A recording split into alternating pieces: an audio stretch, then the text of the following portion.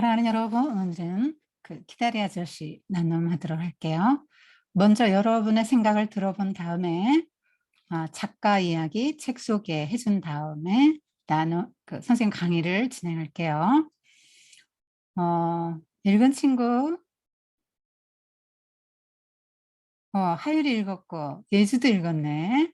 원유 읽었구나. 자, 읽은 친구는 한번 어떤 생각을 했는지 한번 이야기해 볼까요? 하율이, 온유 먼저 손 들었네. 자, 온유 해보세요. 저는 이 책에서 그 마지막 부분쯤에서 주디가 음, 빚을 지었는데 바로 이렇게 돈을 벌었을 때 이렇게 자기가 하고 싶은 거로 먼저 하지 않고 먼저 빚 갚은 키다리 아저씨한테 먼저 빚을 갚는 게 멋졌어요. 빚을 갚았나요? 그게 빚인가요? 빚은 아니고 이렇게 빌렸던 돈을 빌린 거예요? 이렇게 그러니까 빌렸던 거예요? 빚이에요? 후원 받는 돈 후원받은 거 갚아야 될까요? 아니요? 근데 왜 갚았을까요? 어, 제 생각은 고맙고 그리고 또 이렇게 여기서 말하는데 고맙고 그리고 또 이렇게 후원 받았으니까 다시 이렇게 돌려주고 싶으니까 이렇게 다시 돌려준 것 같아요. 그래서 무슨 생각이 들었어요? 다시 독립적인 돌려줘라고? 사람으로 살고 싶고 응? 그래서 응? 독립적인 사람으로 살고 싶어서. 독립적인 사람으로 살고 싶어서. 그래서 주디의 독립심이 마음에 와닿았구나. 온유는? 네. 음, 아, 인물의 인물에 포커싱을 했구나. 이 얘기에 아주 중요한 주제를 말했는데 우리가 독립성과 의존성, 요거 선생님 한번 키워드로 생각해 봤거든요. 그래서 독립성이 뭔가, 의존성이 뭔가, 이런 거 한번 생각해 봤으면 좋겠어요. 이따 강의 시간에 한번 생각해 봅시다. 그 다음에 하율이는 무슨 생각했어요?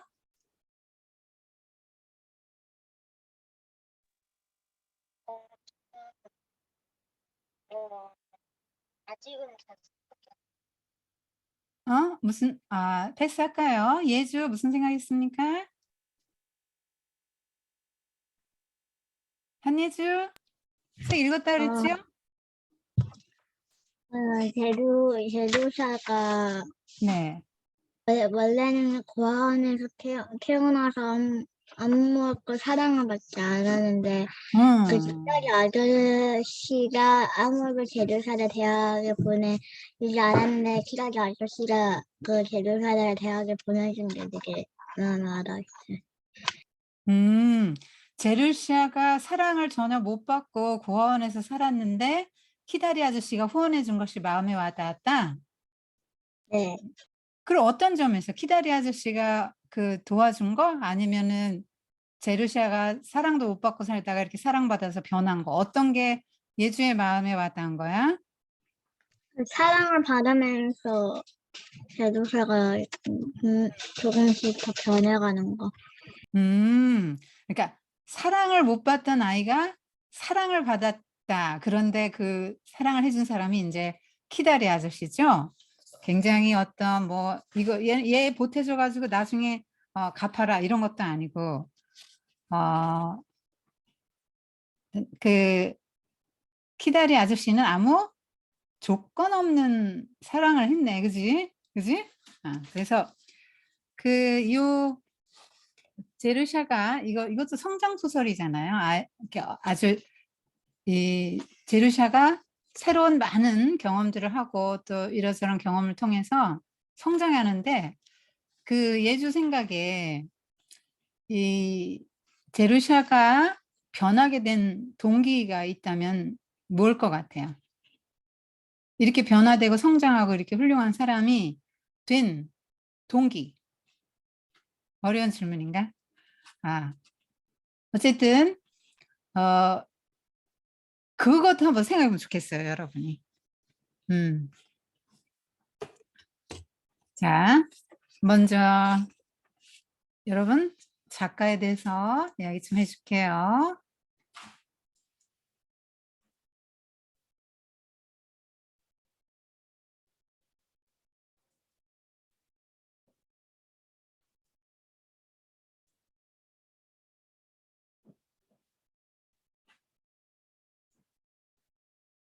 자, 이 사람이 진 웹스터예요. 이 사람이 어린 시절 사진은 구하지 못했고요. 대학 시절에 그 진 웹스터인데 1876년 7월에 그 미국 뉴욕에서 태어났고요. 40세에 죽었어요. 39세에 결혼했다가 1년 정도 살다가 이제 죽었는데요. 이 진 웹스터는 그냥 필명이에요. 그리고 원래 본명은 앨리스 제인 챈들러 웹스터고요. 이 사람이 누구냐면 톰 소여의 모험, 왕자와 거지, 허클베리 핀의 모험, 이거 굉장히 유명하죠. 그런 책을 쓴 그 마크 트웨인의 조카 손녀예요. 그러니까 외할머니가 마크 트웨인의 누나인 셈이죠. 그래서 그 진 웹스터의 아버지 찰스 웹스터, 그러니까 이 작가의 아버지가 마크 트웨인과 함께 출판사 일을 했어요. 왜냐하면 마크 트웨인은 굉장히 훌륭한 작가고 유명한 작가였는데 돈을 너무 막 펑펑 썼어요. 그래서 그냥 이 처갓집도 엄청 돈도 많고 자기도 책이 잘 팔려서 인세가 많은데 돈을 늘 낭비를 하니까 막 사람들 불러서 파티하고 하여튼 뭐 집도 엄청 큰 집 살고 이 사람이 그래서 언제나 돈이 좀 모자라잖아요. 그러니까 이 출판사를 왜 만들었냐면 출판사에서 인세를 잘 제대로 안 줘갖고 내가 이렇게 어렵다. 원래 인세를 더 줘야 되는데 이 출판사가 인세 떼먹는가 보다. 이래가지고 출판사를 하나 차렸어요. 그리고 진 웹스터의 아빠. 그러니까 마크 트웨인에게는 이제 조카 사이잖아요. 그래서 이 진 웹스터의 아빠를 이제 사장으로 내세웠어요. 그러니까 뭐 이름만 사장인 거예요. 그럼 바지 사장이라고 하거든요. 그렇게 해놨는데 처음에 허클베리 핀과 그랜트 장군 평전 이런 정도는 잘 팔렸는데 마크 트웨인이 계속 돈을 갖다 쓰다 보니까 출판사가 이제 파산 위기에 처한 거예요. 그래서 조카의 책임을 물어서 이제 해고시켰어요. 마크 트웨인이. 그러니까 진 웹스터의 아빠가 해고당한 거예요. 그러니까 이 진 웹스터의 아빠가 해고를 당하고 나니까 진 웹스터의 아빠는 찰스 웹스터죠, 이름이. 진 웹스터의 아빠는 내가 너무 이렇게 유명하고 위대한 작가를 곤란하게 만들었어. 내가 너무 무능하기 때문이야. 그리고 저 마크 트웨인의 조카인 아내를 볼 면목이 없어. 그래가지고 집을 나갑니다. 가출해요. 그래서 몇 년간 거리를 전전하다가 약물을 먹고 죽습니다. 자살해요. 그러니까 졸지에 아빠가 집을 나가서 몇 년간 전전하다가 죽었잖아요. 그러니까 이 웹스터 가족이 얼마나 혼란에 빠졌겠어요. 그래, 다행히 외가에서 도움을 주어서 대학에 진학하게 됩니다. 안 그러면 대학도 못 갈 뻔했죠. 그런데 하여튼 이 사람이 하여튼 어쨌거나 풍족하게 살았고요. 외가가 좀 집안이 좋아서 풍족하게 부자로 자랐고 아버지 돌아가시고 나서의 그런 어려움을 좀 겪었던 것 같아요. 그런 것들이 이제 좀 책에 반영이 되죠. 거기서 대학에 들어간 것이 굉장히 이 주디를 변화시키잖아요. 이 사람이 다닌 대학이 그 베서 대학이라고 굉장히 유명한 대학이에요. 여기 바사 대학 이제 보여줄게요. 여기가 바사 대학의 전경이고요. 요게 이제 기숙사예요. 이 바사 대학은 여대예요. 그런데 굉장히 진취적인 그러니까 여성상을 이제 심어준 학교였던 것 같아요. 그러니까 그때 당시 무슨 뭐 1910, 그러니까 1800년대 후반은요, 여자들은 집에서 애 낳아봐라. 이러던 때거든요. 집이나 지키고 요리나 하고 애 낳아봐라. 이러던 때인데 이 여자들이 대학에 일단 들은 것도 대단한 거고 여자 대학이 있는 거잖아요. 그 다음에 과학, 체육 막 이런 거를 다 가르쳤대요. 보면은 여기 보면은 여기 기숙사거든요. 기숙사 안에 이렇게 2명씩 룸메이트가 이렇게 있는 거고요. 전기가 들어왔죠. 산업혁명이 일어난 후니까 1800년 후반에 일어난 후니까 전기가 들어왔고요. 액자가 보니까 이렇게 좀 비스듬히 걸려있죠. 지금은 벽에 딱 붙이는데 옛날에 이렇게 걸었어요. 옷들이 보면 학생인데도 이렇게 굉장히 옷 불편하게 이제 드레스 입었죠. 이게 뭐냐면 과학, 천문학 공부하는 거예요. 여자들인데 천문학 공부, 과학 공부 시키고요. 체육 막 시키고요. 여기 미술, 예체능 많이 시켰다는 거예요. 미술 시간. 이게 뭐냐면 야구부예요. 야구부 모자 이렇게 입고 밴드 허리 띄었죠. 야구부. 이 지냅스터가 왜 그 작 중에 보면은 농구 선수로 뽑힌 거 나오잖아요. 그게 다 대학 생활을 반영한 거예요. 이 중요한 게 이 대학 생활에서 중요한 게 뭐냐면 이 웹스터는 학창 시절부터 굉장히 글쓰기에 이렇게 열정을 보였는데, 그러니까 교내에서 뭐 이런 상도 받고 교지에 실리기도 하고 그랬거든요. 그런 것들이 이제 여기 책에도 키다리 아저씨 책에도 나오잖아요. 그러면서 이렇게 대학에 다니면서 이 사람은 영문학과 경제학을 공부했는데 이런 걸 공부하면서 교도소, 소년원, 고아원들을 견학할 기회가 많았대요.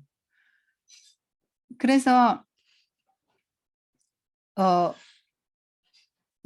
그런 데를 돌아보면서, 왜냐면 경제학 공부하는데 그런 걸 해야 되는, 연구하기 위해서 그런 거를 이제 방문을 해야만 할 기회가 있었는데, 그런 거를 보면서 이 불우한 환경에서 자란 아이들도 교육만 받으면 성공할 수 있다, 이런 생각을 하게 돼요. 그래서 대학에 다니면서 그 전공한 그 학과목 때문에 그런 데를 견학하는 과정에서 그런 경험이 이제 키다리 아저씨를 지필하게 된 바탕이 되는 거죠.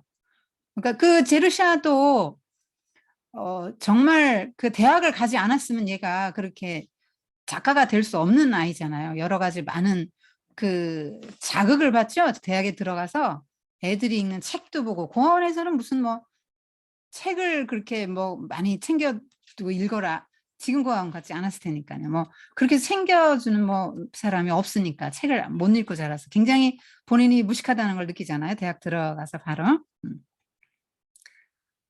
그래서 하여튼 그 학문이, 이 사람이 전공한 그런 학문이 그런 생각을 하게 했고, 이런 글도 쓰게 했고, 실제로 이 고아원과 교도소 처옥에서는 힘쓰는 생활을 했다고 합니다. 이 사람은 대학 시절부터 이제 패티가 대학에 갔을 때라는 책으로 이제 작가 활동을 시작했고요.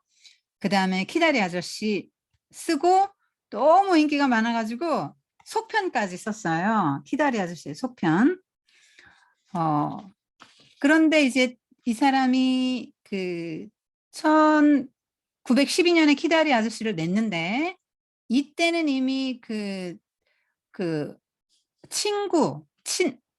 친오빠의 친구예요. 친오빠의 친구인 글렌포드 맥킨리라는 변호사를 사귀게 돼요. 그 사람 얼굴 이따 보여줄 텐데요. 그렇게 해서 행복한 생활을 하다 이때 사귀게 됐는데, 이제 이 사람이 유부남이에요. 결혼한 사람이기 때문에 그 7년 동안 교제만 하다가 이제 맥킨리가 이혼한 다음에 다시 결혼합니다. 왜냐면 이 맥킨리는 엄청나게 이 사람이 집안이 부자였다 그래요. 그 변호사거든요. 집안이 대단한 집안인데, 이따 얼굴 지금 보여줘야 되겠다. 요게 키다리 아저씨 책이고, 변호사, 이 사람이 이제 맥키니 변호사인데요. 집안이 아주 굉장히 명문가, 부자 명문가인데 이 집안이 그렇다 보면 자녀들에게 기대를 많이 하잖아요. 그래서 이 굉장히 그 집안의 기대에 부응하는 좀 어려움을 겪었다. 그러니까 여기 펜들턴 가문에서 저비스 씨가 약간 이단아 취급받잖아요. 집안에서 거의 내놓은 사람, 사회주의자다 그러면서 막 뭐라 하고 내놨잖아요. 이렇게 밀쳐놓은 부분이 있죠. 그게 이제 이 사람이 자기 집에서 그랬던 거에 대한 반영인 거고요. 이 사람은 일찍 결혼했는데 굉장히 좋은 가문의 아가씨와 결혼했는데 그 아가씨 집이 정신병 경력이 있어요. 가족력이. 그래서 뭐 아내와 아이들이 정신병에 걸려서 이제 고통을 받아서 맥키니 씨가 이제 너무 지쳐가지고 힘들어서 막 알코올 중독도 빠지고 좀 방황하고 할 때 지넵스터를 만납니다. 그래서 서로 사랑하게 되는데 이제 유부남이기 때문에 사랑한다는 고백을 잘 못하죠.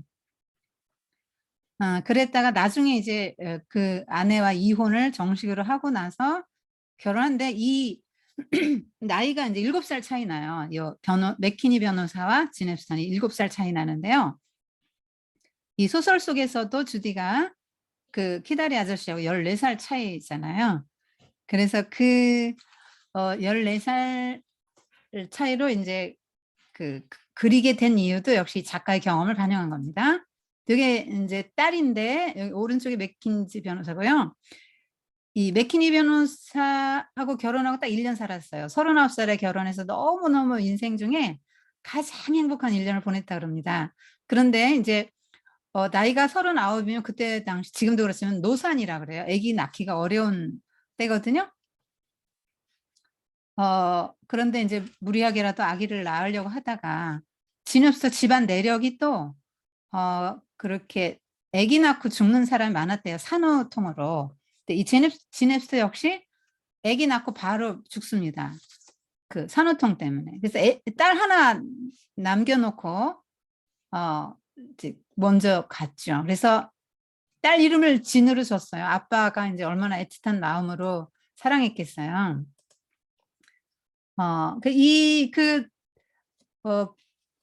주디의 그 생활에 큰 변화를 주게 된 몇 가지 요인이 있는데 그 중에 하나가 대학 생활입니다. 뭐 여기 그 책에 보면은 스케이트도 타고 뭐 줄타기 내려오기 뭐 106cm 가로대 뛰어넘기 뭐 수영도 해요. 뭐 무용하고 뭐 농구팀 들어가고 이런 거 다 나오잖아요. 그게 이제 이 학교에서 그런 식으로 여자들에게 체육을 많이 가르쳤기 때문에 그런 거죠. 그 주디는 작가의 그 대학 생활을 많이 반영했고요. 그리고 작가가 또 이렇게 막 여러 그 교도소 소년원 고아원 등을 많이 다니면서 그런 거 저런 거 어려운 애들을 많이 만났다 그랬잖아요. 고아원 아이들. 그러니까 진 랩스터가 비록 아빠가 그렇게 일찍 돌아가시긴 했지만 그래도 풍족한 환경에서 자랐는데 이 고아원 뭐 이런 경험이 없잖아요. 자기는 고아로 자라진 않았잖아요. 그런데 거기를 가봤기 때문에 그런데 가봤기 때문에 그렇게 이 고아원 생활을 이제 쓸 수 있었던 거죠. 이게 이제 이 대학에서 이렇게 많이 이런 것들을 이제 하여튼 여성이 가정에서만 이렇게 생활할 때 이렇게 여성도 자신의 재능을 활짝 펼 수 있도록 해서 인재들을 키워낸 학교죠. 유명한 그 대학이라고 합니다. 여기 이거 키다리 아저씨 책은 이 그림은 다 지넵스터가 그린 그림이에요. 원래는 여성 잡지 레디스 홈 저널에 연재한 게 시작으로 1912년에 이제 발간이 됐는데 인기가 많아서 속편도 나왔습니다. 속편은 Dear Enemy 이래가지고 주디의 친구 셀리 맥브라이드가 펜들턴 이제 둘이 결혼하거든요. 주디하고 그 키다리 아저씨를 결혼합니다. 그래서 펜들턴 부부가 자꾸 셀리한테 그 고아원 원장을 좀 맡아달라. 그래가지고 주디가 잘한 존 그리어 고아원 원장으로 갑니다. 그래서 거기서 벌어지는 일들을 이제 다룬 소설이에요. 역시 이제 서간 문 형식이고요. 이 책이 서간체인데요. 서간체의 특징이 있어요. 편지잖아요. 그러니까 편지는 굉장히 내밀한 글이잖아요. 자기 내면의 마음을 이렇게 잘 드러내고, 편지를 읽는 게 남의 걸 이렇게 남의 편지 사사로운 뭐 이런 편지를 이렇게 몰래 훔쳐보는 느낌 들잖아요. 그러면서 굉장히 독자하고 친밀해져요, 작가하고. 그러니까 무슨 뭐 공식적인 것보다는 어떤 무슨 신문 뭐 이런 거하고 다르잖아요. 신문 잡지 글과는 일기하고는 워낙 다르잖아요. 그래서 굉장히 좀 이렇게 친밀한 느낌을 갖고 진짜 같은 느낌이 들죠. 내가 뭐 경험했고 내가 이걸 받고 뭐 그래서 이렇게 썼는데요. 뭐 이랬는데요. 편지를 쭉 쓰면 편지 같은 건 이건 정말 1인칭이잖아요. 1인칭 주인공인 거잖아요. 그래서 굉장히 친밀함을 이렇게 그리고 실제 같은 느낌을 주는 이런 효과를 거두죠. 그리고 작가도 역시 자기의 경험을 고스란히 이렇게 투사하고 자기 감정을 특별히 가장 이렇게 다 이렇게 드러내는 그런 장점이 있어요. 그래서 왜 Dear Enemy냐? 고아원 원아들 담당 소아과 의사가 이제 깐깐해요. 그래서 막 계속 셀리가 그 주디 친구였잖아요. 학교 친구. 셀리가 이제 계속 별명을 에너미, 적이라고 하고 꼭 편지를 보낼 때 그 소아과 의사한테 편지를 보낼 때마다 Dear Enemy, Dear Enemy 이렇게 해서 편지를 썼기 때문에 그 제목이 Dear Enemy예요. 그리고 펜들턴 부부는 이제 어린 딸 데리고 세계 각지를 여행하는데, 왜냐면 그 키다리 아저씨 책에 나오잖아요. 나는 이렇게 방랑력 있는 것 같다. 여러 군데 여행하고 싶다 그랬잖아요. 그래서 여행하러 다니고 고아원 후원 사업을 해요. 이 존 그리어 고아원을 거의 이제 이 사람들이 이제 경영한다고 볼 정도로 이제 실질적인 후원을 이제 합니다. 그래서 그런 것들을 그린 게 이제 속편이고요. 이 책이 뭐 연극, 영화, 애니메이션, 뮤지컬 이런 걸로 많이 제작이 됐고, 우리나라에서도 뭐 영화로도 만들어졌다고 하는데, 이게 약간 이제 각색을 한 거죠. 원작대로 안 하고. 그래서 그림도 이렇게 잘 자기가 그렸고, 그 다음에 요 책이 나와서 이렇게 책이 나왔는데 왜 이렇게 그 인기가 있었는가? 뭐 단순히 무슨 뭐 무슨 키다리 아저씨 후원자와의 로맨스 뭐 이렇게 막 가난한 소녀가 부유한 집 남자를 만나가지고 막 신분 상승을 한 이야기, 이런 거로만 읽는 게 아니고, 이게 성장 일기라고 했잖아요. 성장 소설이에요, 말하자면. 그 아이의 성장, 불우한 아이가 성장하고 또 이렇게 독립적인 아이로 성장한 데 대해서. 이거는 신데렐라하고는 좀 달라요. 신데렐라는 완전히 뭐 여자가 아무것도 한 것도 없고 처음부터 끝까지 남자에게 기대지만, 이건 그렇지 않아요.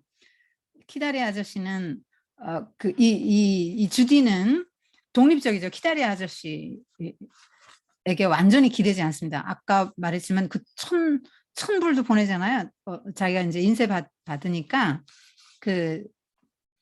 당선돼서 이제 그 돈 받았잖아요. 그러니까 그거 이제 갚잖아요. 갚고 2,000불 남았다 막 이렇게 말하잖아요. 사실 후원 받은 거니까 안 갚아도 되거든요. 그거는 무슨 너 이거 나중에 성공해서 직업을 가지면 갚아라 이런 조건을 가지고 꼬아준 돈이 아니잖아요. 빚이 아니에요. 그래서 안 갚아도 되는데 갚아 나간다는 얘기는 성장한 거잖아요. 그 다음에 또 이 책이 그런 것도 있지만 또 이 고아원 후원, 또 고아 복지 뭐 이런 이슈를 좀 가졌던 거죠. 이슈를 가져왔던 거예요, 이런 게. 그래서 이런 것이 이제 책이 좀 사람들에게 이제 좋은 반응을 일으켰던 그 이유였던 것 같아요. 단순한 신데렐라가 아니었기 때문에 굉장히 이게 독립적이고 당당한 그리고 뒤에 보면은 사회 참여도 많이 해요. 그러니까 여성들을 막 일깨운 책이에요, 이게. 당시에 여성들은 집에서만 있어라는 그런 통념을 갖고 있었다 그랬잖아요. 그랬는데 그런 것들이 이제 다 깬 거죠, 말하자면. 그 키가 이제 길쭉한데요. 그 제목이 데디 롱 렉스잖아요. 그 데디 하면은 아빠인데 아빠 외에도 아저씨를 정답게 부르는 호칭이 이제 데디라고 그래요. 그러니까 키다리 아저씨인데 여기 일본에서는 일본에서 이제 나의 긴다리 아저씨 이렇게 번역이 됐대요. 와타시노 아시 나가 오지상. 그러니까 와타시노는 나의 아시는 검이거든요. 나가 오지상. 그러니까 나의 오지상, 오지 아저씨를 오지상이라고 하거든. 오지. 그것이 우리나라에 이제 왔는데 데딜롱 레그스가 세 단어가 아니고 하이픈이 연결됐기 때문에 한 단어예요. 그러니까 거미인데 다리가 굉장히 긴 거미를 그 데딜롱 레그스라고 한다는 거죠. 그러니까 거미예요. 제목이 거미인데 다리가 굉장히 길다고. 왜 이렇게 했냐면은 그 후원 소식을 전해주면서 원장이 불러서 갔는데 갈 때 이제 벽에 비친 키다리 아저씨의 그 후원자의 그 그림자가 벽에 길게 비치잖아요. 그래서 이제 책에도 나 장님거미는 안 죽인다 그러잖아요. 아저씨 생각이 나니까. 제목이 그래서 이제 다리가 길어서 그 거미 이름을 갖다가 붙인 거죠. 아까 좀 빠뜨렸는데 그 참정권 얘기가 좀 몇 군데 나오잖아요. 여성 참정권. 키다리 아저씨 책에 나와요. 그런데 이 여성들에겐 그때 선거 투표권이 없을 때잖아요. 계속 참정권에도 이 사람은 관심을 보였고요. 이 사람은 상류층이고 굉장히 풍족하게 살았지만 사회주의자, 그러니까 그때 당시 사회주의자는 지금의 사회주의하고 다르고요. 굉장히 이렇게 사회의 여러 가지 여성의 참정권이라든가 남녀 평등이라든가 이런 것들에 이제 굉장히 많은 관심을 갖고 이제 일을 했습니다. 그리고 진짜로 교도소 개혁위원회에서도 일하기도 했고요. 그러니까 여성이 그때는 이 사람이 1901년에 대학을 졸업했는데 그때 그런저런 활동을 시작했고 자기 평생에 그런 일을 한 거는 굉장히 이 사람이 깨어있는 여성이고 신식 교육을 받았고 그랬다는 얘기예요. 자, 여기서 이제 공유 그만하고요. 네, 여러분 기다려서 좀 작가하고 좀 봤는데요. 이제 인물 분석해 볼게요. 여러분 주디 먼저 볼게요. 주디의 이름은 왜 이렇게 지었죠? 주디 이름은 제루시아는 어느 묘비에서 에벗은 전화번호부 앞쪽에 있는 데서 따와서 대충 지었죠. 그러니까 에벗 하면 AB잖아요. 스페링이. 그러니까 AB니까 맨 앞에 나올 수밖에 없는 거. 전화번호 이렇게 딱 이러면 AB 이렇게 나오지 않겠어. A 쭉 나오다가 AB 나오겠죠. 그 전화번호 앞쪽에서 끌어왔다. 이거는 뭐냐면 그냥 하여튼 이름이라는 건 부모가 처음에 낳았을 때 어떤 기대와 희망을 담아서 지어주는 거잖아요. 그런데 부모가 없으니까 아무렇게나 이름을 지어줬다 할 때 그 이름이 굉장히 좀 슬프죠. 이거 이름이. 이제 나중에 애칭을 주디라고 짓거든요.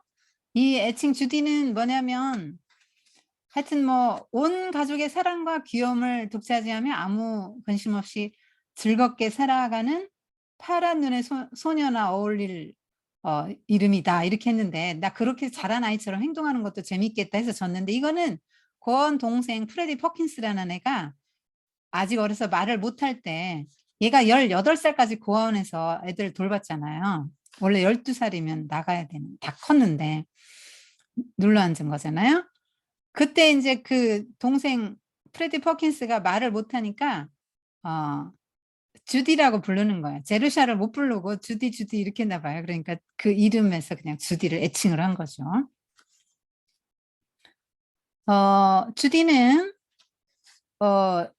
이제 고아를 나가야 되는데 우울한 수요일이라는 그 장문을 보죠. 그 후원자가 이 책이 그렇게 시작되거든요. 처음에 우울한 수요일이 매달 첫 번째 수요일은 아주 끔찍한 날이었다. 불안에 떨며 기다리다가 막상 닥치면 용기 있게 견뎌내겠지만 지나고 나면 재빨리 잊어버리는 그런 날이었다.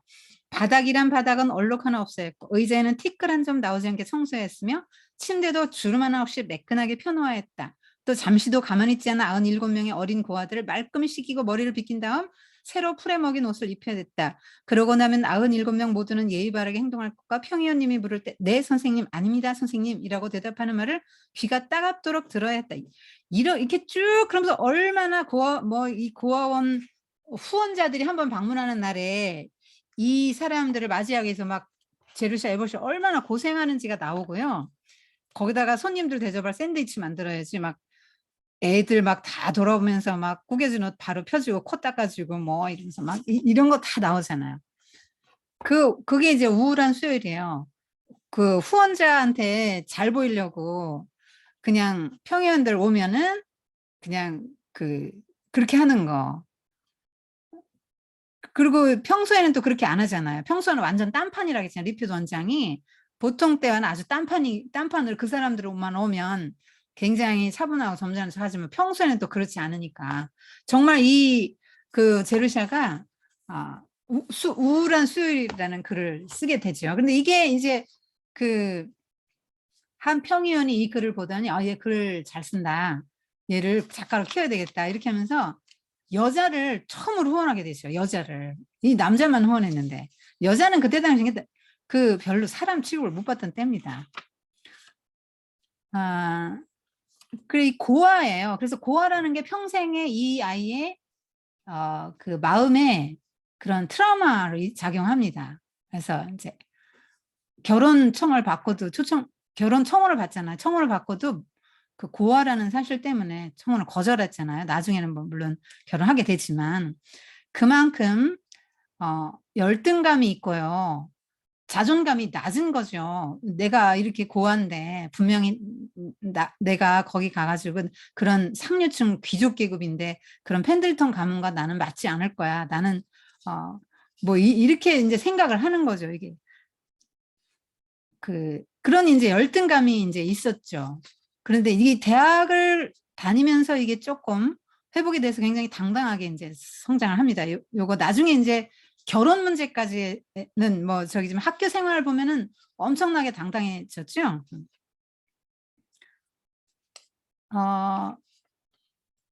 그리고 얘는 또 상상력이 굉장히 이제 풍부해요. 그래서 이 주디가 변화하고 성장하는 계기로 중요하게 작용한 것이 뭐냐면 첫 번째가 글 쓰는 거예요. 그러니까 그 글을 써서 후원자의 눈에 들었고 그래서 후원을 받게 돼요. 얘가 글 못 썼으면 여잔데 굉장히 고아들이 많았잖아요. 그 중에 뭐 한 명 여자 뭐 걔를 이렇게 후원해 줄 이유가 없거든요.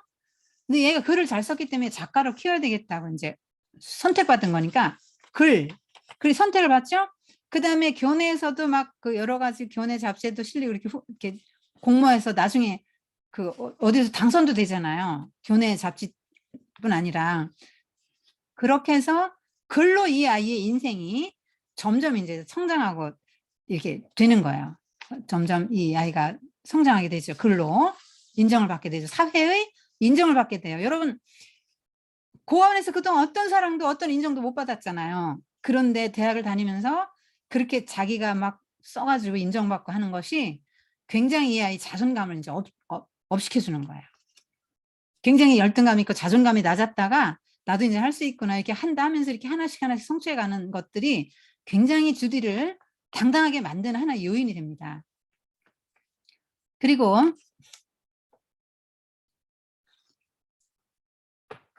이 글 때문에 나중에 결혼도 꼴이 나죠. 계속 글을 키다리 아저씨한테 쓰잖아요. 자기의 그 속마음을 다 이렇게 드러내는 편지를 계속 쓰면서 여러분 계속 편지 받아보세요. 그렇게 솔직하고 막 귀엽고 발랄한 편지잖아요. 얼마나 귀여워요. 그런 편지를 계속 받으면서 키다리 아저씨의 마음을 사죠. 그 보면 선물이 자꾸 변하잖아요. 처음에 그만 5달러 줬다가 막 7개 선물 보냈대. 17개 선물 보내죠. 자꾸 글도 보내고 뭐 만나고 이러면서 이 사랑이 점점 커지면서 선물이 바뀌는 거야. 그렇게. 그래서 그렇게 마음을 사고 진짜 글로 마지막에 나 고민이 있는데 나 이렇게 접이 도련님을 너무 사랑한다 막 이러고 이렇게 편지 쓰잖아요. 그러니까 그 편지 아니고 그 글이 아니면요 결혼 꼴이 못해요. 그러니까 인생을 바꾼 거예요. 이 제루샤 에벗의 글쓰기라는 이 자기의 어떤 취미나 특기라 될 수 있는데요. 그게 이제 주디가 변화되고 성장한 계기 1번이 글쓰기예요. 그러니까 여러분도 좀 열심히 글 써보세요. 그 다음에 여러분 인생이 바뀝니다. 선생님도 글쓰기로 인생이 바뀐 사람이죠. 그 다음에 두 번째는 이제 아까 우리 예주가 말한 것처럼 사랑을 전혀 못 받던 제루샤 에벗이 키다리 아저씨의 사랑을 받았다. 근데 그것이 이제 이 변화 성장의 계기예요. 사랑을 전혀 못 받았거든요. 그런데 사랑을 계속 사랑과 관심을 받잖아요. 선물도 받고 굉장히 행복하죠. 그래서 사람은 사랑받을 때 이렇게 행복해져요. 그러면서 행복하게 성장하죠. 여기 보면 선생님이 이거를 한번 봤거든요. 막 즐겁다 행복하다 이런 게 몇 번이나 수십 번 나옵니다. 즐겁다 행복하다 정말 행복하다 혼자 있으니 정말 편안하다 재미있다 막 너무 옷도 막 갑자기 6벌 샀잖아요. 돈을 보내줘가지고 기뻐하고 막 책을 사서 읽는 것도 너무 기뻐. 막 책을 막 전에는 이렇게 못 읽었어요. 행복하다 즐거웠다 기쁘다 뭐 이런 표현이 계속 나옵니다. 행복하다 이런 표현이 하면 여러 번 나와요. 선생님 몇 번 쓰다가 너무 많아서 안 썼습니다. 그래서 그런 아저씨가 옆에 있었다는 거. 보이진 않지만 계속 내가 속마음을 다 털어놓는 거죠. 그리고 그 사랑받고 관심을 받으면서 그렇게 변화됩니다. 그 다음에 이제 중요한 게 대학 생활이죠. 이렇게 다양한 경험을 하고 이렇게 다양한 친구들을 만나잖아요. 그러면서 이 아이가 많은 도전을 받아요. 성장하게 됩니다. 이 아이 성격은 그냥 할 말 다 하는 성격인 것 같아요. 선생님 볼 때. 뭐 이렇게 뭐 이 말 하면 나왔잖아. 뭐 이렇게 하면 엄청 당당해요. 아저씨, 왜 그 많은 이름 중에 그 이름이 어디야? 21쯤. 그렇게 존 스미스라고 부르냐. 존 스미스 하면 우리나라 뭐 철수 막 이런 식으로 되게 흔한 이름이거든요. 왜 이렇게 개성 있는 이름을 쓰지? 이게 뭐냐? 꼭 말똥 씨나 기동 씨에게 편지 쓰는 것 같아요. 막 이러면서 자기 할 말 다 하죠. 그러면서 가족이 생긴 것 같아서 나 너무 행복하다고. 나 언제 혼자가 아닌 것 같아. 너무 행복하다. 이렇게 하죠. 이 아이가 정말 힘들었던 건 뭐냐면 공부하는 게 아니었어요. 대학 들어서 공부하는 거는 뭐 어렵지 않았는데 힘들었던 거는 뭐였어요? 알아요, 친구들? 굉장히 힘들었다고 고백한 게 뭐죠? 애들하고 노는 게 힘들었다 그러잖아요. 왜요? 너무 무식한 거예요. 미켈란젤로가 누군지 뭐 모리스 마텔링크 뭐 벨기에 이 사람은 뭐 벨기에 수상인가 그런 사람인데 모르잖아요. 그래서 웃음거리가 되는 거예요. 그리고 이제 얘는 그 예술적 재능이 있고요. 또 이 아이에게는 그 상처가 좀 있죠. 그 고등학교 때 얘가 구제품 옷을 입고 학교를 갔잖아요. 그러니까 구제품, 그러니까 구제라는 거 이제 내가 입던 옷 중에서 안 입는 거 깨끗한 거 이제 고아원이나 어디로 보내잖아요. 그래서 그걸 입고 가서 학교를, 근데 애들이 막 저거 내가 준 옷이야 하면 애들끼리 수근수근 하는 거예요. 이게 얼마나 이게 마음에 상처가 됐겠어요. 그리고 고아원의 그 원장에 대한 기록을 그 키다리았을 때 편지 쓰는 기조를 보면은 도저히 사랑할 수가 없다, 원장님은. 나 존 그레온 고아원 너무 싫어. 정말 싫어요. 그곳에 돌아오니 차라리 죽는 게 낫겠어요. 고아원을 생각할 때마다 등골이 오싹해진다. 원장이 막 잡으러 뒤쫓아오지 않을까. 가슴 저리면 뒤를 돌아오고 이런 꿈을 꾸죠. 9살 때 과자를 훔쳐 먹었어요. 얘를 두고 잠깐 원장이 나갔는데 애가 혼자 있으니까 과자 있는데 뭐 훔쳐 먹어서 여기 입에 묻잖아요. 그러니까 저녁 식사를 안 줘요. 벌로. 그래서 다른 애들이 다 있는 데서 공개적인 망신을 줍니다. 제르시아는 도둑질을 했다. 그래서 오늘 저녁밥을 안 준다. 이렇게 공개적인 망신을 줍니다. 이게 너무 수치스러워서 이제 가출을 하거든요. 그 뭐 얼마 못 가 잡히죠. 그러니까 벌로 일주일 내내 보면 일주일 내내 기둥에 묶어 놓습니다. 얘를. 이게 얼마나 이런 것들이 이제 상처예요.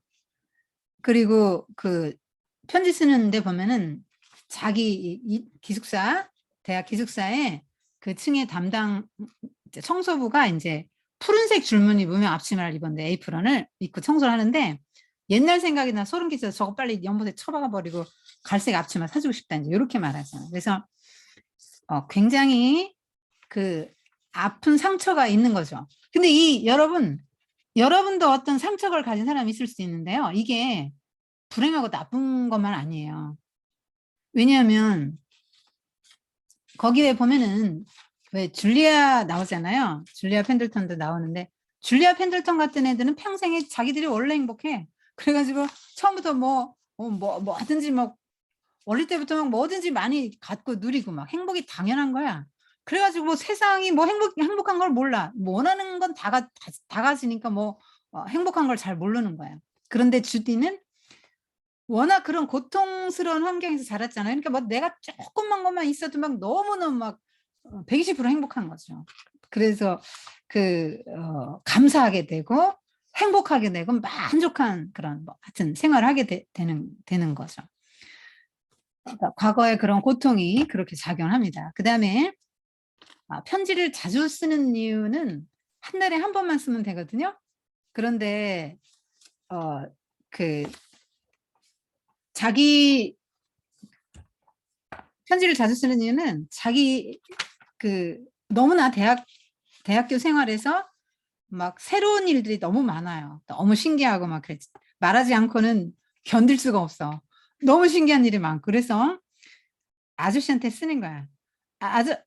원장하고 아저씨밖에 없는데 원장한테 편지 쓰고 싶지는 않잖아요. 그래서 아저씨한테 이렇게 계속 편지를 씁니다. 근데 선생님이 이 책을 읽으면서 무슨 생각을 했냐면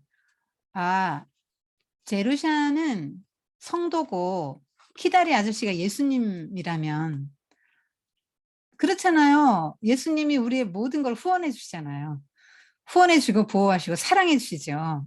언제나 배려해 주시고 그런 일을 하시잖아요. 예수님이. 우리 모든 걸 공급해 주시는 분이 예수님이니까. 그다음에 우리는 정말 영적인 고아 같은 존재인데 정말 우리가 양자 됐잖아요. 예수님이 양자가 됐잖아요. 하나님의 양자가 됐잖아요. 그래서 우리는 원래 고아 같은 존재인데 이제 하나님이 우리 이제 부모의 역할을 해주시는 거죠. 그런데 이 제루시아 버스는 시시콜콜이 다 키다리 아저씨한테 얘기하잖아요. 그것처럼 우리 성도는 시시콜콜이 다 예수님께 아뢰는 거지. 나의 심정, 나의 감정, 내가 오늘 무슨 일이 있었다, 내가 행복했던 거, 뭐 이런 모든 것들을 다 이제 그분에게 얘기하는 거죠. 그다음에 마침내 요한계시록에 보면은 마침내 성도는 이렇게 한 세상을 하나님 믿으며 살다가 죽은 후에 하나님과 이제 연합되는 이거를 뭘로 성경은 말하냐면 예수 그리스도와 결혼하는 신부로 묘사해요. 성도를. 그러니까 여기 주디는 신부 되잖아요, 나중에. 그리고 펜들턴과 결혼하잖아요. 그래서 이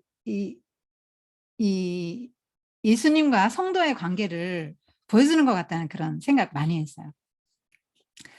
그리고 이제 책을 많이 안 읽어가지고 너무 그 애들 말귀도 못 알아듣고 그러니까 애들 대화에 낄 수가 없어. 막 귀족 같으면 뭐 어렸을 때부터 많은 책 사다 주고 뭐 부모가 읽히고 이렇게 해서 얼마나 잘 키웠겠어요. 그러니까 교육적인 바탕이 이제 좀 탄탄한데 이 고원에서 자라서 누가 해주는 사람 없으니까 책을 안 읽어서. 그런데 이제 대학교 가서 책을 많이 읽게 되죠. 그리고 얘는 하여튼 뭐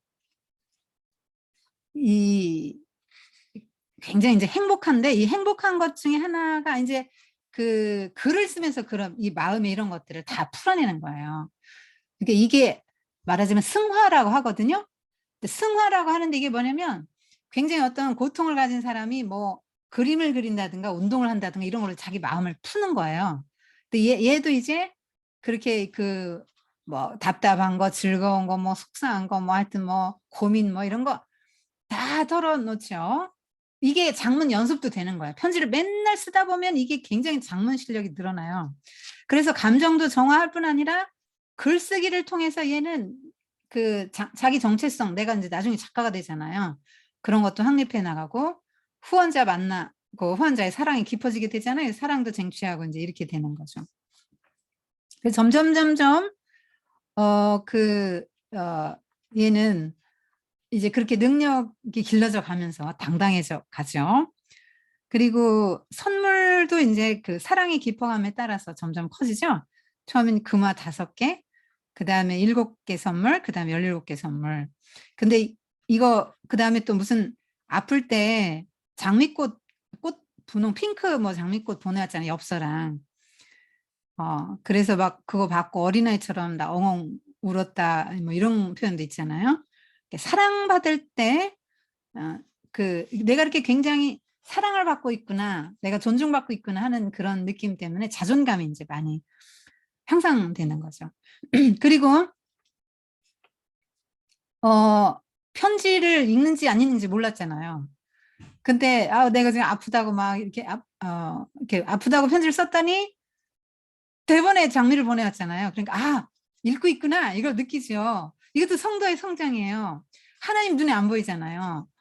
내 기도 들어줄까 안 들어줄까 그러는데 안 들어줄 것만 같은데 어느 날 하나님께서 응답을 한번 딱 해주면 하나님이 나와 함께 하시고 내 기도를 들어주는가 하고 이제 기쁘게 되잖아요. 그 이제 하나님을 확인하는 그런 게 이제 신앙인데 신앙이 성장하는 건데 이 주디도 역시 아저씨가 이제 내 편지를 읽고 있군요. 그러니까 아저씨 금고에 막 넣어두고 싶을 만큼 이제 더 재밌게 쓸 거예요. 막 이러잖아요. 그래서 그 점점 더 글도 이제 더 잘 쓰게 되죠.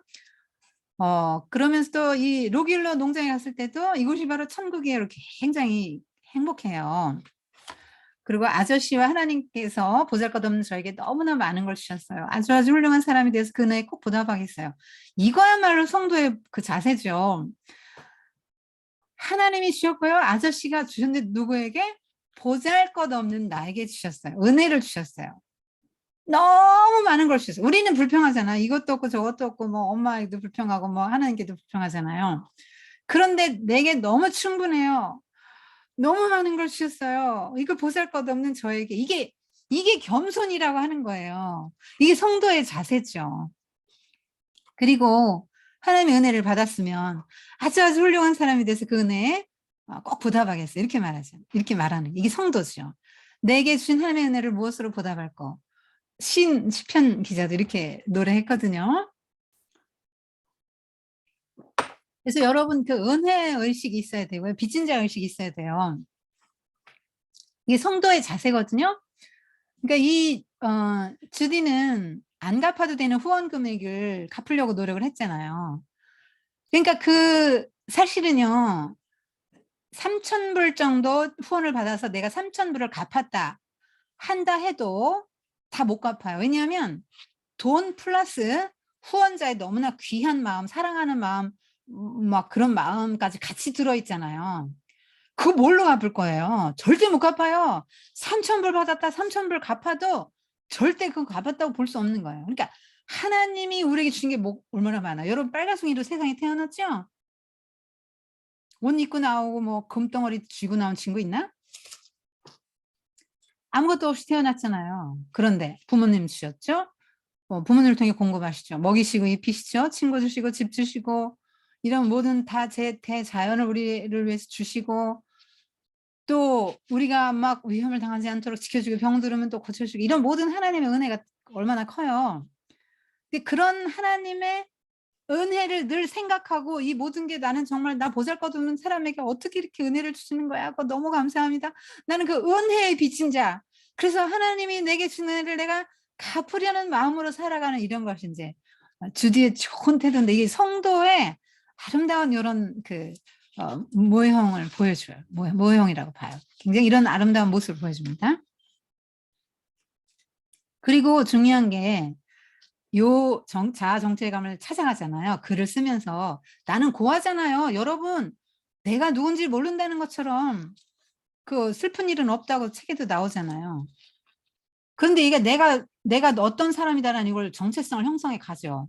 그러니까 뭐 작가 나중에 뭐 결혼해서 이제 주디스 펜들턴 이렇게 되잖아요. 나는 펜들턴 가문의 사람이 되잖아요. 이 성도도 마찬가지죠. 정체성이 형성되잖아요. 신앙 안에서. 여러분 그 선생님이 6.25 전쟁 때 그 감명 깊었던 어떤 이야기를 들은 적이 있는데요. 그 미군 병사가 지나가는데 그 다리 밑에서 애기 울음소리가 나더래요. 그래서 내려가 봤더니 여자가 아기를 낳고 죽은 거예요. 그런데 여자가요 그 엄동설 안에 빨가벗었어. 그리고 자기 옷을 벗어가지고 갓난 아기를 칭칭 동여 싸놓고는 그 얼어 죽은 거야 엄마가. 근데 그 아기는 아직 살아있어. 아기가 냥냥 우니까 그 병사가 내려가 보니까 그래서 거기다가 이제 여자를 묻어주고 땅을 파고 이제 여자를 묻어주고 아기를 데려와서 미국에서 키웠어요. 근데 이 내가 누구냐? 도대체 우리 엄마가 아빠는 누구고 나는 누구냐? 이게 이제 항상 이게 이 아이에게는 의문이잖아요. 알고 싶은 부분이죠. 그래서 막 그 양아한테 이제 뭐 이거 양아버지한테 난 도대체 누구냐? 그랬더니 이제 한국을 데려왔죠. 하여튼 미국 사람들 그런 거 보면 되게 훌륭해요. 양자로 많이 그냥 불쌍한 애들 데려다가 해주고 막 양부모 노릇 굉장히 잘해준 사람 많잖아요. 그 데리고 와가지고 이제 무덤에 이제 간 거죠. 풀이 무성해졌겠죠. 돌보는 사람 없고. 여기가 네 엄마가 묻혔던 데고 너는 여기서 이렇게 태어났고 그 얘기하니까 그 아들이 자기 옷을 다 벗어서 무덤에 이렇게 무덤을 덮어줬대요. 엄마 얼마나 추우셨냐고. 그래서 이제 무덤 덮어주는 게 무슨 의미가 있겠어요만 이제 너무 이제 내가 엄마가 있고 내가 그런 엄마의 사랑 속에서 이렇게 태어났구나. 그런 걸 안 순간 얼마나 마음이 그랬겠어요. 근데 얘가 이제 이렇게 내가 누군지 모르잖아. 엄마 아빠가 누군지도 모르고 내가 누군지 모르는데 나는 어떤 사람이라는 정체성을 계속 형성해가죠. 여러분에게 가장 중요한 것은 나는 하나님의 사람이다라는 정체성을 형성하는 거예요. 세상에서 누가 놀려도 있잖아요. 괜찮아요. 나한테 하나님 아빠가 있기 때문에 우주 만물을 창조하시고 지배하는 분이 나의 아버지신데요. 내가 하나님의 자녀다. 이거 아는 거 굉장히 중요합니다. 이거는 굉장히 당당하게 살아갈 수 있는 하나의 요인 되고요. 또 하나 중요한 거는 내가 하나님의 백성이다라는 거죠. 선생님이 그거 엄청나게 많이 가르쳐줬죠. 우리 심화반만 하는 친구를 위해서 선생님이 그려줄 텐데 여러분 이거 잊으면 안 돼요. 선생님이 계속 강조해 준 거예요. 이거 하나님이 정점에 계시고요.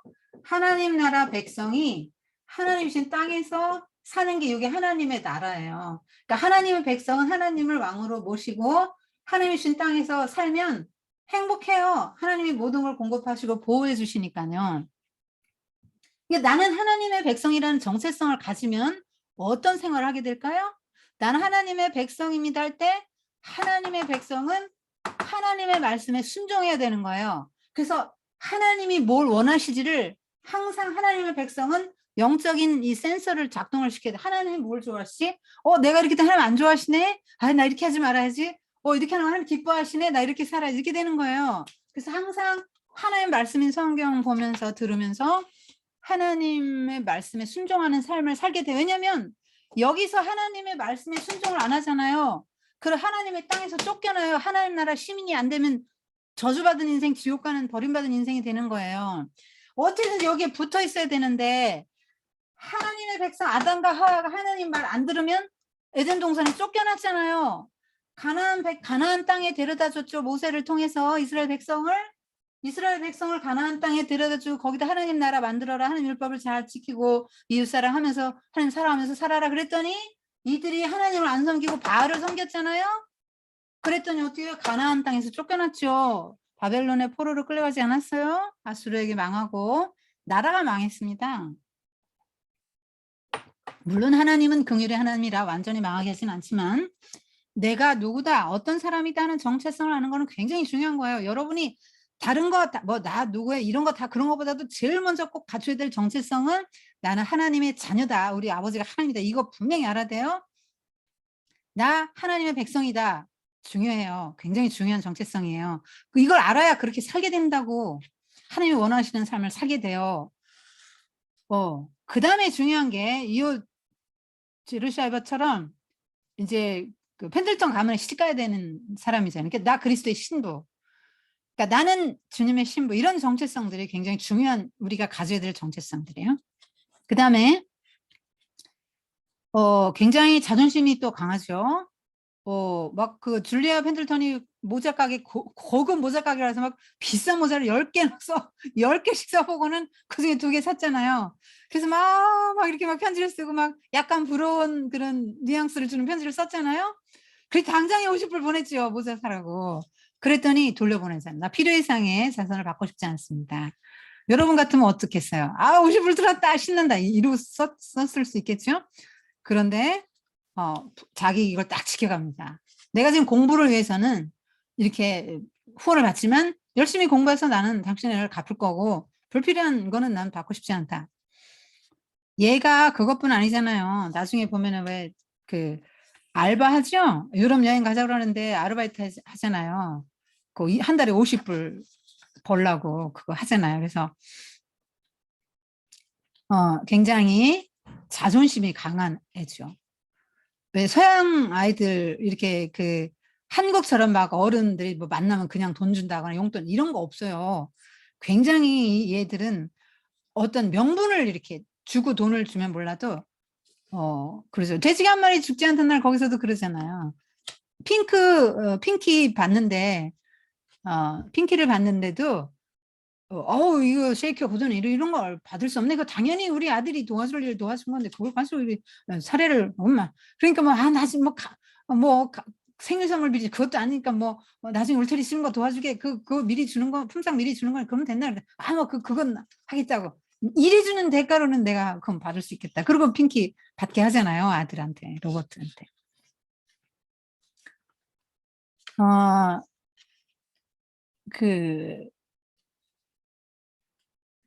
주디는 항상 그 외로움에 시달렸고요. 그 아저씨한테 편지를 쓰면서 늘 외로움을 시달렸어요. 아저씨를 가족이라고 생각하고 싶지만 상상일 뿐이고 아저씨는 제 가족이 아니잖아요. 난 외톨이에요. 막 그러면서 그런 생각할 때는 숨이 막혀요. 혼자라는 생각을 애써 지워버리고 그렇지 않은 척 하지만 자기는 이제 그런 거죠. 여러분 부모님 계신 거 감사하고 형제자매 있는 거 감사하세요. 여러분 만약에 혼자고 부모님도 없이 고아면 어떻게 살 거야. 그래서 막 조그만 일에도 막 행복해하는 거죠. 제 어린 시절도 길고 지루한 반항의 세월이었어요. 이러면서. 그런데 지금은 순간순간이 너무 행복해서 꿈꾸는 것 같다. 이거 꿈꾸는 거 아니야? 하고 의심한다고. 그래서 자기가 자기 생활을 돌아보면 누구나 어린 시절에 행복해야 된다고 생각한다.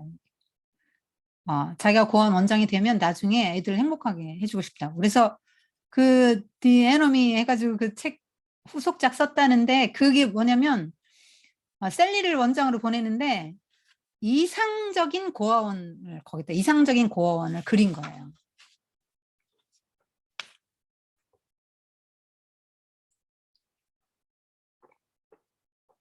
그다음에 이 지미 만나러 못 가게 하잖아요. 기다리 아저씨가 질투하잖아요.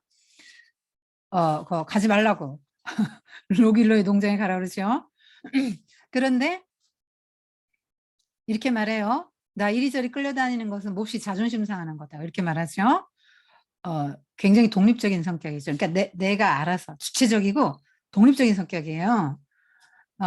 그래서 막 기분이 나빠가지고 키다리 아저씨한테 2달간 편지 안 쓰죠. 근데 키다리 아저씨는 아무 상관없어요. 왜냐면 로길로 농장에서 같이 지냈잖아요. 옆에서 지켜보고 있는데 뭐 편지보다 더 좀 실물이 있었는데.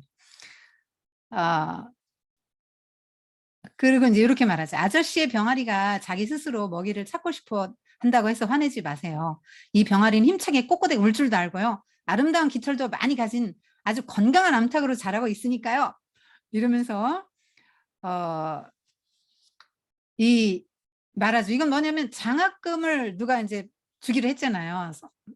그러니까 나 이런 장학금 받게 됐으니까 이제 아저씨 거 더 안 받아도 된다. 그랬더니 아저씨가 아니 난 모르는 사람 거 낯선 사람 거 받지 말고 내가 주는 걸 계속 받아야 된다. 그래서 그러니까 아저씨가 그 장학금 그 고집 계속 이렇게 준다고 고집 피우면 나 매달 용돈 안 받겠다. 고원의 다른 여자애 하나 가르쳐라. 그렇게 말하죠. 그러면서 하지만 부디 저보다 그 아이를 더 좋아하신 말하세요. 이러죠. 독점력도 있어요. 왜냐하면 사랑을 전혀 못 받고 자랐기 때문에 애정 결핍이 있잖아요. 그러니까 사랑을 많이 받고 싶은 본성도 있죠. 그리고 나는 전 참 예뻐 이렇게 자기 자신을 예쁘다고 생각해요. 이것도 자존감에 있어서는 좋은 거예요. 뭐 엄마가 그냥 괜찮은 하나님이 엄마가 이렇게 하나님이 엄마를 통해서 괜찮은 외모 주셨는데도 그 막 불만스러워서 막 수술하는 사람도 있죠. 예쁘다 이렇게 생각하세요. 하나님이 최고로 주신 걸로 알면 됩니다. 그 다음에 선물 막 7개 받고 저는 그저 평범한 인간이고 평범한 여잔데 이렇게 아저씨가 사치스러운 물건으로 제 마음을 허영에 들뜨게 하면 제가 어떻게 공부에 열중할 수 있겠냐. 그 다음에 막 나중에 17개 받았을 때는 아저씨하고 헤어지면 선물 보내주려면 수리간대 필요할 것 같군요. 이러면서 자기 나중에 혼자 살 때 이런 생활을 감당할 수 없잖아요. 그렇기 때문에 자기는 이런 거 원하지 않는다 이렇게 말하죠. 그러니까 그러니까 자기의 분수를 정확히 알았고 과도한 것이 오면은 거기서 딱 커트했어요. 얘는 이걸 절제라고 하거든요. 얘는 절제력도 있는 아이예요. 여러분 주디 인물 분석할 때 절제력이 있다 할 때 절제력은 어디냐면 이렇게 자기 분수를 알고 필요 이상의 건 50불도 돌려보내고 모자가 50불 돌려보내고 선물 받았을 때 너무 이렇게 사치한 거 나 원하지 않는다. 나는 평범한 사람이라고 자기 분수를 알죠. 그 다음에 이의 인생 철학이 굉장히 독특한데요. 이거 정말 성도의 자세예요.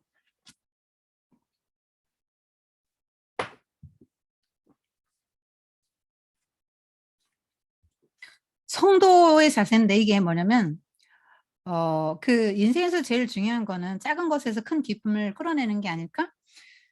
행복의 비결은 과거를 후회하지도 말고 미래를 걱정하지도 말고 지금 이 순간 현재를 보람 있게 최대한 즐겁게 사는 것이다. 그렇게 말해요. 그러니까 인생은 경주가 아니다. 막 경주에서 앞만 보고 쫙 달려가면 옆에 아름다운 꽃이 뭐가 폈는지 뭔지 모르잖아요. 그러니까 차라리 나는 막 빨리 달려서 경주하고 막 남들을 다 경쟁자로 여기고 막 경주해서 난 남들보다 앞서갈 거야. 높은 자리에 갈 거야. 막 돈 많이 벌 거야. 남들보다 뛰어난 삶이 될 거야.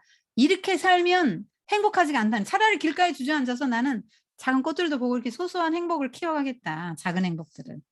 이렇게 말합니다. 그러니까 얘는 그런 인생 철학을 갖고 있는 거고요. 그 다음에 나는 페이비안이에요. 이러잖아. 점진적 사회주의자. 이게 사회주의는 개인이 아니라 사회 공동을 기본 단위로 해. 그래서 모두의 행복을 추구하는 거야. 그러니까 여성 참정권 운동 같은 것도 하는 거죠. 아니 여성이 절반이잖아요. 남성만 그럼 왜 참정권을 하냐고. 전 세계 인류의 절반이 여성인데. 그거 잘못됐다고 이제 하는 거죠. 왜 우리 헬렌 켈러도 했잖아요. 사회주의자. 이런 것들을 하는 거예요. 그다음에 유럽 여행 제한도 거절하죠. 이것도 역시 절제적인 거죠. 내 분수를 아는 거죠. 저를 사치스러운 생활에 물들지 않게 해주세요. 이렇게 하면서 그리고 굉장히 주체적이고 독립적인 성격이라고 그랬죠. 차근차근 달래면 몰라도 나 억지로 시키면 절대로 말 안 들어요. 이러잖아요. 그래서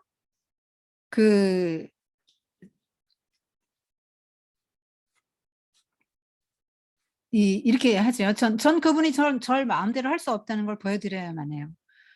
그러니까 아저씨 말고 저한테 명령할 수 있는 사람 아무도 없어요. 이게 뭐냐면 저비스 펜들턴이 유럽 여행 가자고 하잖아요.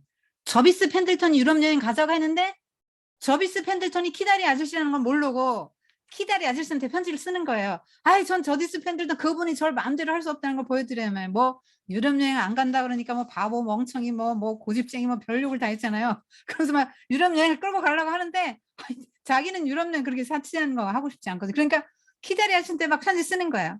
전 그분이 절 마음대로 할 수 없다는 걸 보여드리려면 해요. 이게 뭔 말이에요? 날 아무도 내 마음대로 할 수 없다는 말이죠. 굉장히 주체적인 성격이죠.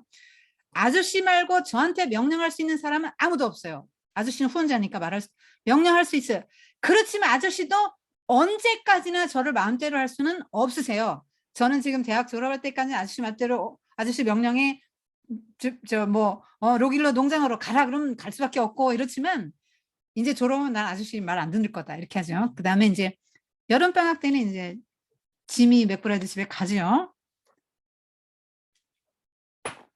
그리고 또 하나 이 아이의 주디의 주디 아주 굉장히 우리가 잘 유념해 두어야 될 인생 철학이 또 하나 있는데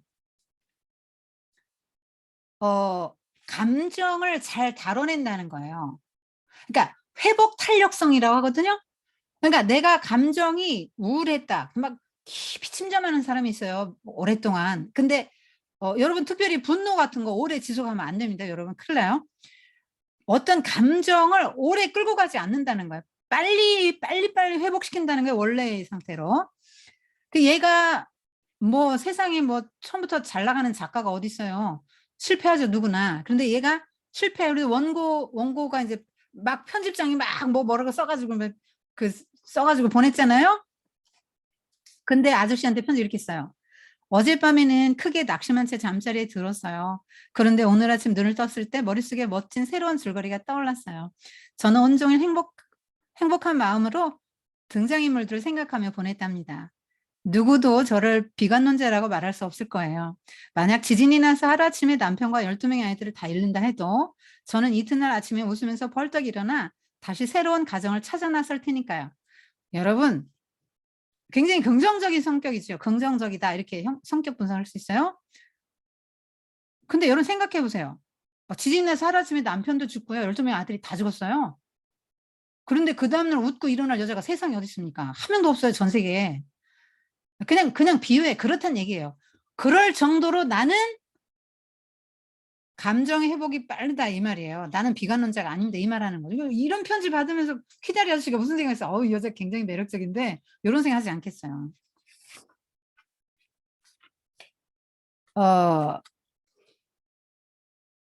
그리고 이제 굉장히 고원 시절 돌아보면서 고마운 생각 한다고 하잖아요. 이것도 굉장히 긍정적인 거예요. 그러니까 나는 그 원장한테 이런 걸 당했어. 내가 그 원장 정말 죽을 때까지 용서 못할 거야. 나를 그냥 공개망신을 주고 일주일 동안 말뚝에 매달아놨어. 우리 이럴 것 같아요. 선생님 같은 그럴 것 같거든요. 그런데 그런 거 없어. 그러니까 처음엔 내가 평범한 엄마 아빠랑 이런 행복한 단란한 그런 가정이 없이 그런 생활을 했다는 데 대해서 뭔가 이렇게 상대적 박탈감을 느끼니까 건강한 애들 멀쩡하게 잘 산 애들 보면 상대적 박탈감을 느낀다 그랬잖아요. 그래서 나는 내 어린 시절을 뺏긴 것 같다. 그래서 평범한 어린 시절을 뺏긴 것 같아서 원망을 했긴 했는데 지금은 고원의 시절이 인생의 소중한 경험이었다고 생각한다. 그래서 남들보다 한 발짝 뒤로 물러서서 이렇게 세상을 바라볼 수 이걸 관조한다고 그래요. 그래서 덤덤하게 그런 어려움들을 이렇게 헤쳐나가는 거예요. 그리고 성장했잖아요. 그러니까 풍족하게 자란 사람에게 없는 게 나한테 있다 이거예요. 세상을 볼 수 있는 눈. 그러니까 풍족한 사람들에게서는 절대로 찾아볼 수 없는 세상을 보는 다른 눈을 갖게 됐다는 거죠. 그러니까 줄리아 펜들턴만 해도 자신이 행복하다는 걸 모르잖아요. 너무너무 맨날 풍족하니까 뭐 내게 무엇이 있어서 행복하다는 생각을 못 하는 거예요. 그런데 얘는 없다가 있는 거잖아요. 그래서 너무너무 매 순간순간 나 행복하다는 걸 느끼면 순간순간 행복하다. 괴로운 일이 생겨도 고통도 나 재미있는 경험이라고 생각하고 고통을 기꺼이 난 받아들이겠다. 왜냐면 내 어린 시절 고원에서 그 고통이 오늘날의 나의 행복의 원천이 됐기 때문에 내 머리에 하늘이 어떻든 나를 운명의 맛을 용기가 있다. 이렇게 편지를 씁니다. 그다음에 또 이 아이가 좀 특별한 게 뭐냐면 요 자유의지 이렇게 기독교 신자인데 얘는 그런 거 조금 뭐 인본주의적인 요소가 좀 있어요. 그러니까 이게 이런 거잖아요. $100 좀 보내주세요. 이제 불쌍한 가정이 있다 해서 $100 보내줄 수 있어요. 그러니까 $100 보내왔잖아요. 그래서 이 $100 그 사람에 줬더니 그 사람이 뭐라 그래? 그 아줌마가 하나님 감사합니다 이런단 말이니까. 아니 하나님이 아니에요. 이 돈은 키다리 아저씨가 보내준 거예요. 그렇지만 그분의 마음을 움직인 건 하나님이세요. 아니에요. 그분의 마음을 움직인 건 나라고요. 나 이렇게 말하는 거예요. 그러니까 이게 뭐냐면 내가 했다는 인본주의야. 모든 걸 내가 한다는 건 인본주의야. 그다음에 모든 걸 하나님이 하셨다는 건 철저한 신본주의라고. 그러니까 이 아줌마 같은 게 진짜 신자의 태도야. 근데 이 주지스 펜들턴은 어렸을 때 혼자 자랐잖아요. 자수성가 타입이잖아. 그러기 때문에 이러한 인본주의적인 요소가 있는 거야. 지나친 주체주의 말하자면. 그래서 이런 게 좀 있고요. 그다음에 이런 것도 있죠. 이 편지에 이렇게 써요. 아저씨는 자유의지를 믿으세요? 저는 굳게 믿어요. 자유의지가 있긴 있지만 예정론 하나님의 예정 안에서 우리 자유예요. 그런데 그 자유의지를 자기 믿는다는 거예요. 뭐를 해도 내 책임이라는 거예요. 그러니까 내가 다 하는 거야. 나는 내 자신의 자유의지와 일을 해내는 능력을 나는 굳게 믿다. 내가 다 할 수 있다는 거야. 그 믿음은 태산도 움직일 수 있는 힘이 있죠. 저는 훌륭한 작가가 될 테니 두고 보세요. 그러니까 내가 노력해서 내 능력으로 내가 작가가 된다는 생각을 하는 거예요. 성도긴 하지만 이런 생각을 가진 사람이 되게 많거든요. 아닙니다. 작가가 되는 것도 하나님이 도우시는 거고요. 하나님이 허락하셔야 되는 거예요. 여러분 절대 여러분이 할 수 있는 거 아닙니다. 그거 생각하세요. 그리고 여러분이 스스로 행동할 수 있는 거 하나도 없다는 거 알아야 돼요. 그래서 하나님을 절대적으로 의지해야 돼요. 하나님을 절대적으로 의지하는 신앙이 진짜 신앙이고요. 독립적이고 주체적인 부분은 이런 거, 그러니까 독립성과 이 의존성을 잘 생각해야 되는데 하나님을 절대적으로 의존하는 가운데서 내가 다른 사람의 도움을 의지하지 않고 내가 스스로의 힘이라는 표현이 좀 부적당한데 하나님의 도움을 받아서 내가 최선을 다해서 노력하는 거고 결과는 하나님이 주시는 거예요. 여러분이 그 생각을 해야 돼. 그리고 주디가 또 잘못된 신앙을 가진 게 또 하나 있어. 그 $100 딱한 처지 가족을 좀 도와달라고 $100 보내줄 수 하면서 뭐라고 썼냐면 아저씨 영원히 구원받을 길이 보장되는 일을 하고 싶지 않아서 이렇게 물었거든요. 아니 무슨 뭐 선행을 하면은 뭐 영원히 구원받아요? 그렇지 않죠. 구원은 내가 예수님을 믿으면서 믿음으로 받는 거지 무슨 일을 선행을 한다고 해서 받는 게 아니에요. 그다음에 굉장히 또 비판적인 성향도 있어요. 조지아주에서 목사님이 오셔가지고 여자 대학에서 감성 지성이 있잖아요. 여자는 감성이 풍부하고 감성을 이렇게 살려야 되는데 감성을 희생시키면서까지 지성을 막 개발시키지만 그러니까 여성이 너무 지적이면 문제 있다고 생각하는 목사님이잖아요. 그렇게 설교를 했어요. 그리고 그걸 듣고는 이제 이렇게 반론을 제기하죠. 그럼 남자 대학에 가서는 지나친 지적 탐구를 해가지고 남자담을 잃지 않도록 설교하라고. 그것도 이제 남자담도 감성의 영역 아닙니까? 그렇게 설교해야지 왜 안 하냐 이렇게 말하죠. 그 다음에